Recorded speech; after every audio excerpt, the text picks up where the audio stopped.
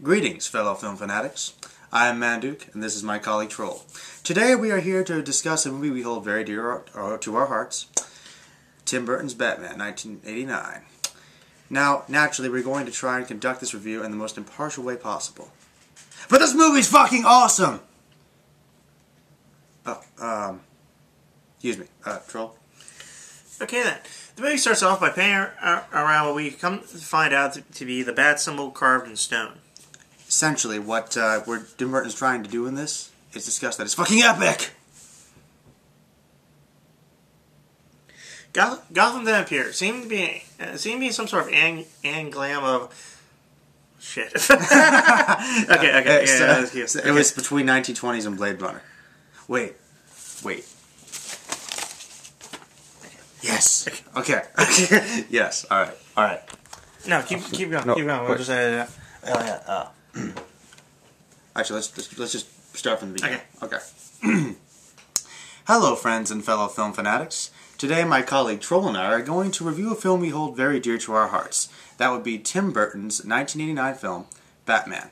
Now, naturally, we are going to try and conduct this review in the most impartial way possible. But basically, this movie's fucking awesome! Oh. Wait, excuse me. Sorry. Troll? Okay, again, the film starts out by panning the camera around what is eventually revealed to be the symbol, the bat symbol engraved in stone. It's accompanied by one of the main iconic Danny Elfman scores. Basically, epic! Gotham then appears, seeming to be a strange anglam of New York and Chicago, with a time period set somewhere between 1920s and Blade Runner. This is followed by some animation of what appears to be Batman looking down to the city. Kind of taking you out of the movie for a moment. I didn't know that Bruce Timm was in this picture. This followed what can only be described as the best opening in a superhero movie ever. He beats the shit out of two muggers and proceeds to say, "I'm Batman." Who are then... Damn it, we still didn't change that. Okay. You can add this up. Okay. I'll take care of it. We are then introduced to the two real stars of the movie, Jack Napier, the most gangster motherfucker ever, and Bob, as Nostalgia Critic put it, the Boba Fett of Batman. I mean, Bob is just awesome. Best henchman ever.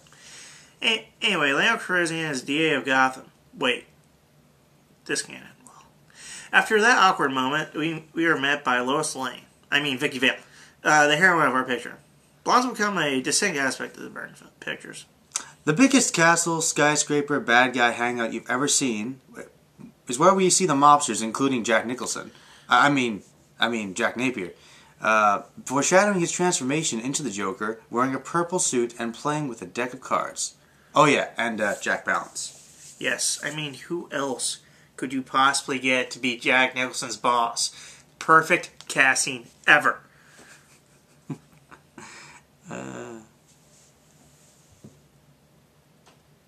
This is going to be edited out, obviously. Because I have no idea where we are. Hold on. Wait. Oh. Back at Wayne Manor, a casino. Casino? Wayne Manor has everything.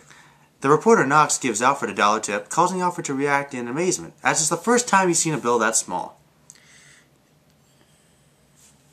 Yep.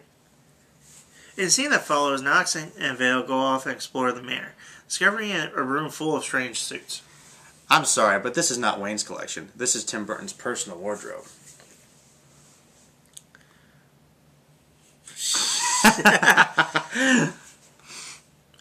Vale begins the slow process demonstrating what a great gentleman that she is by asking Bruce what he does for a living. What do I do? I'm the goddamn Batman!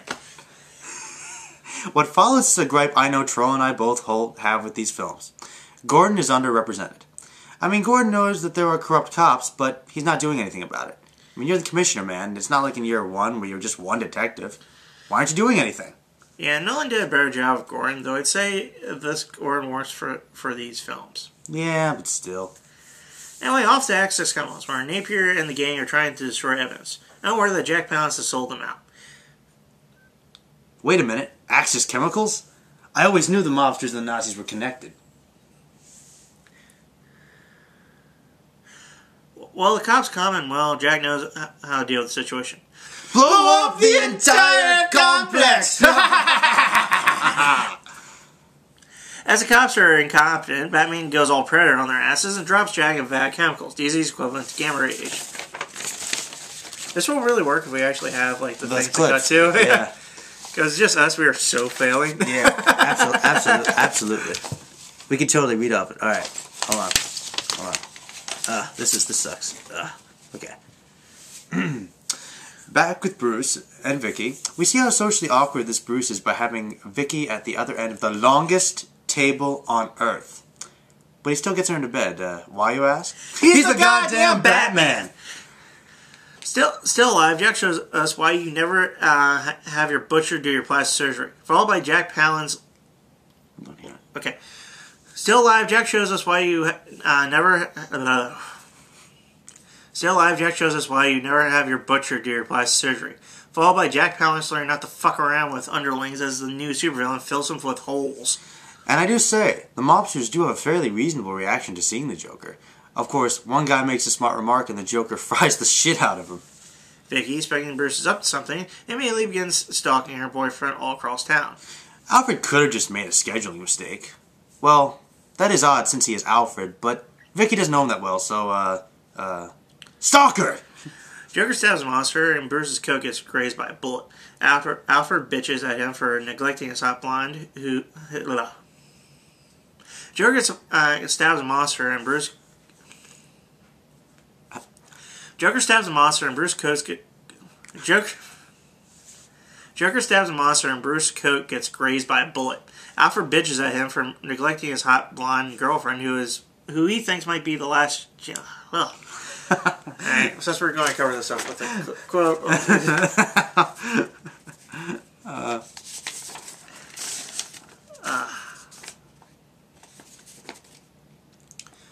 Joker stabs a monster and Bruce is... He said monster. I think that's what's throwing you off. Joker stabs a monster... Joker stabs a gangster and Bruce's coat gets grazed by a bullet. Alfred bitches at him for... Fuck you, this is a long one. Okay. Alfred bitches at him for neglecting the hot blonde who he thinks might be his last... Alfred bitches at him for neglecting the hot blonde who he thinks might be the last chance to get grandchildren. But Bruce, of course, has got more pressing concerns right now, seeing that the Joker has just showed up with a whole gang of mimes and murdered a mobster in front of City Hall. A bit later, a news anchor comes on and dies in a bizarre act of seemingly human emotion right before the Joker takes over the broadcast to brag about his new terror scheme on Gotham. He actually makes some pretty good commercials. Maybe Joker should go into advertising. Alright, let's do a scene with, like, because this people like want the comebacks when they show us. Do like, look at me and go, maybe Joker should be in advertising. Maybe the Joker should be in advertising.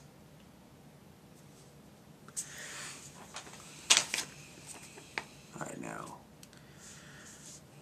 I love how Bruce knows the whole plan right away. Like, the 2 scenes later, I love how Bruce knows the whole plan right away. Like, 2 scenes later, he explains the whole thing like it was the most obvious plan ever. Suck it!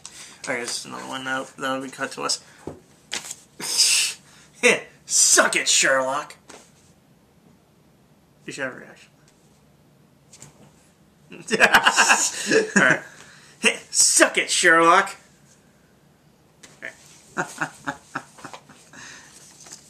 Alright, thank you. Joker having a crush. Ah, yes.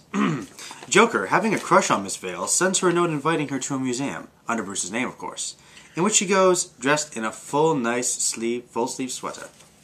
Sexy. We should do sexy as a cut back to us. Sexy. It's good.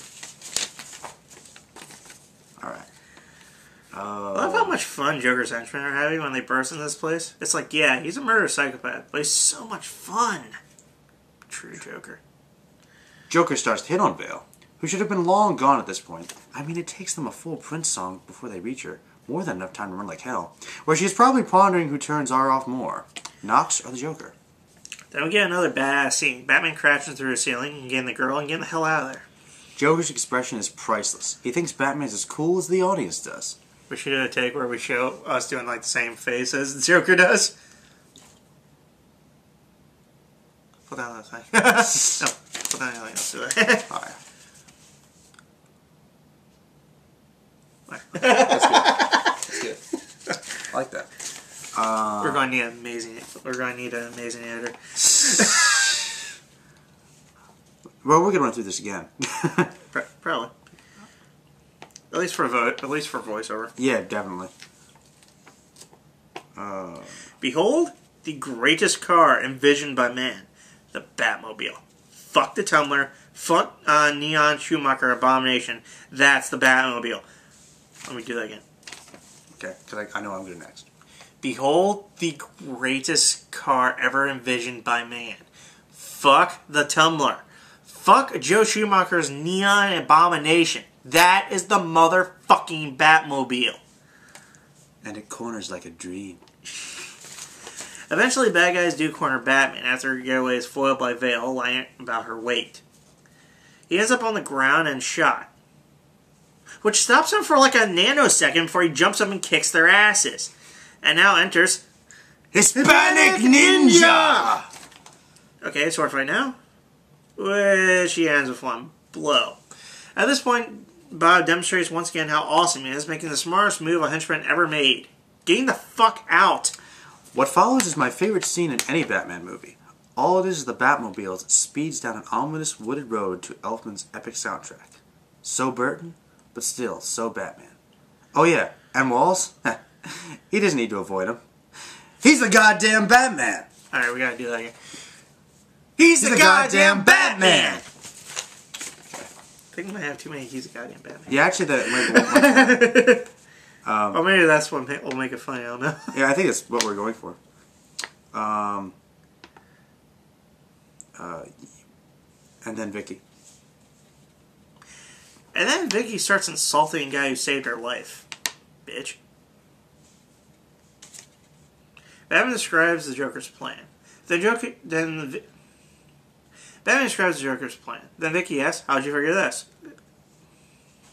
Batman describes the Joker's plan. Then Vicky asks, how'd you figure this out? Well, I'm the goddamn Batman! Joker's getting pissed as the Bat thwarts his plans, doing an Elvis on the TV. When Bruce visits Vicky and solidifies how much we love, then, that's supposed to be then, not when, motherfucker. Again. Then Bruce visits Vicky and solidifies how much we. Then Bruce visits. Shit. All right. Okay, take a breath. All right, again. Then Bruce visits Vicky and solidifies why we love this character so much. He tells her that she is a nice person and he likes her very much, but she needs to shut the fuck up. What follows is hilarious as Bruce tries to describe what it's like to be a normal person. Naturally, he can't, because Batman's about as far from a normal person as you can get. Last. Batman's one weakness. Metaphors!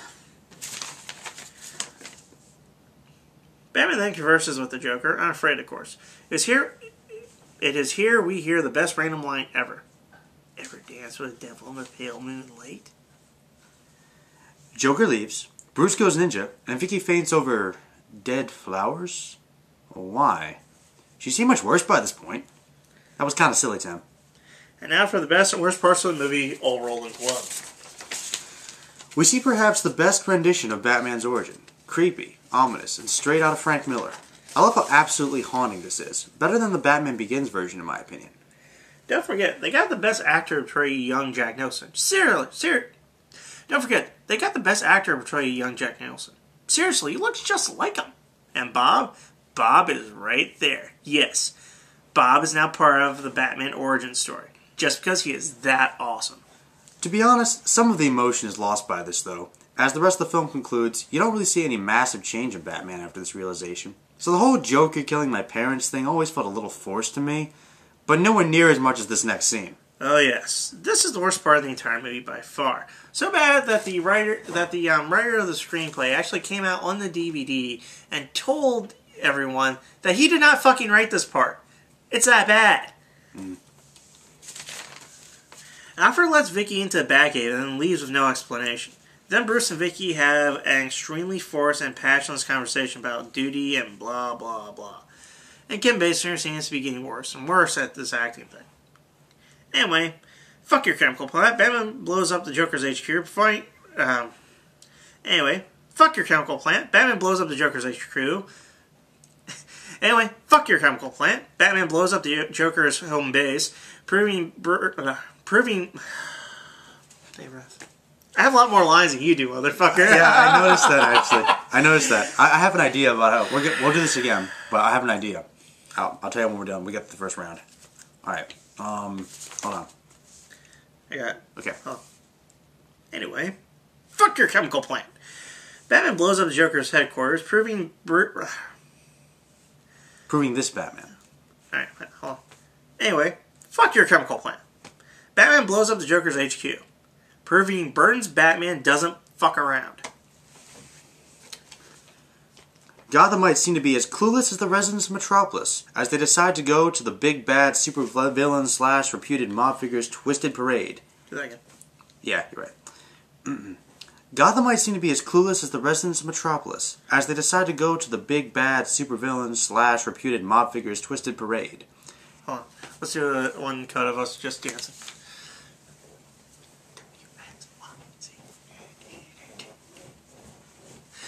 You know what, Bruce? Just let him die. I don't even care. Ah, wait. No, let's do that as a cut. Go ahead. You know what, Bruce? Just let him die. I don't even care. You know what? Screw him. Wait. No, that's not the way they do things. Start that over again. Once you say just screw them, I'll be like, all right. You know what, Bruce? Screw him. Yeah, that's right. I said it.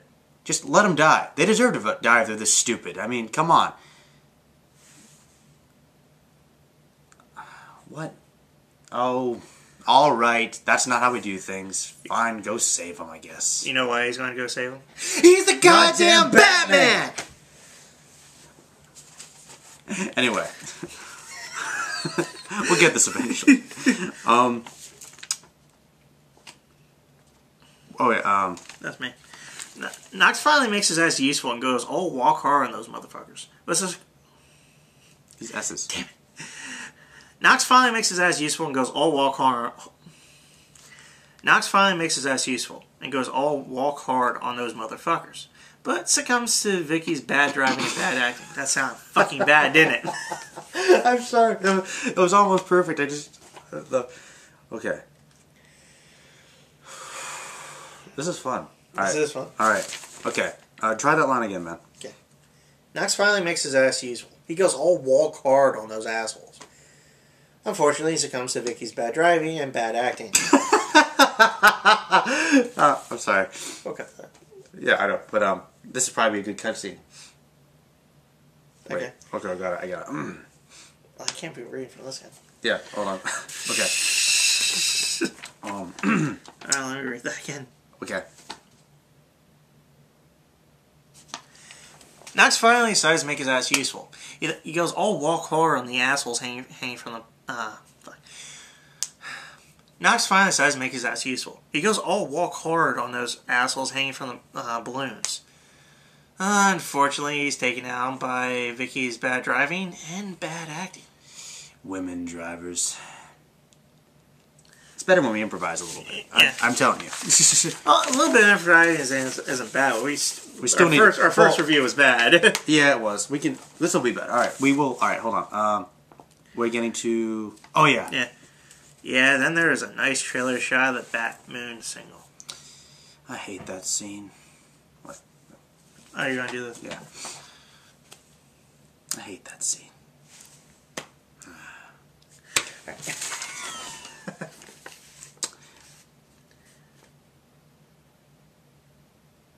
Batman uses his plane to steal all the evil clowns' poison spilling balloons.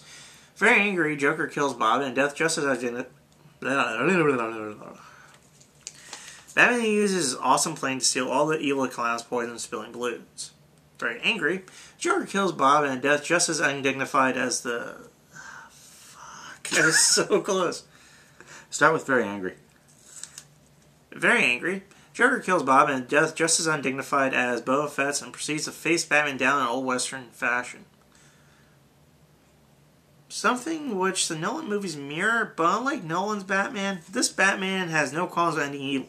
He'll shove all of his Gatling guns and missiles right up your ass. Joker uses force field. Now let's do that as an actual cut. Okay. Move the... Joker uses force field. When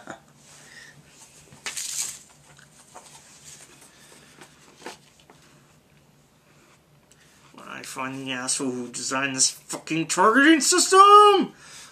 There are so many reasons why that gun shouldn't work. And the climax of the film takes place on the biggest church in existence. Seriously, how big is that thing? Did it disappear in the second movie? And here comes Gordon to do absolutely nothing. Damn it.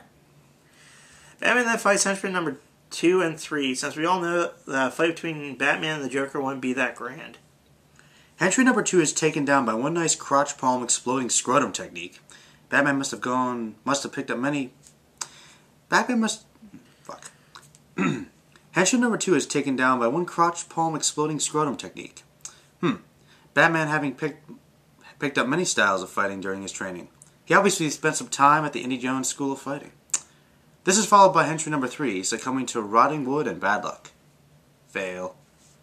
And then, there is the manly badass, the greatest Batman villain of them all, Henchman number 4. Okay, now we should do this as a cut back.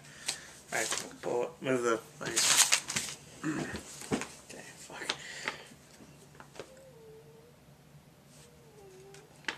Okay, I'm just going to do the next line as a cut back to us. Okay. Everyone in this movie, this badass, Ray Charles looking motherfucker is the only one out of the entire film to actually pose a threat to the Dark Knight.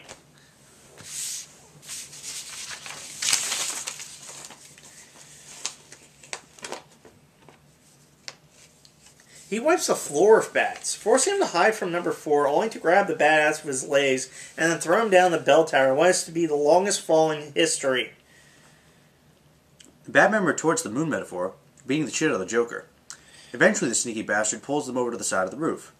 Batman and Vicky are hanging off the edge of Gotham Church, with the Joker about to escape on his trademark helicopter. But Bats, tired of all this shit, uses the grapple to tie Jack to the gargoyle, which comes off the church, and drags Joker off the helicopter and causes him to plummet to his death. Well, okay, that should be a good like this. Well, that's a film. It's not perfect, but according to the both votes, it's probably the best Batman film out there. That's right. Well, thanks for sticking with us. I'm Manduke, and this is my friend Troll. Next week, we're going to go back to doing some bad movies. Specifically, we're going to start off with Attack of the Clones. Sorry. Fucking prequels. Alright, signing off. See you next time. Alright, there's definitely going to be at least another take. Because I actually have an idea. Since I actually do have an editing software,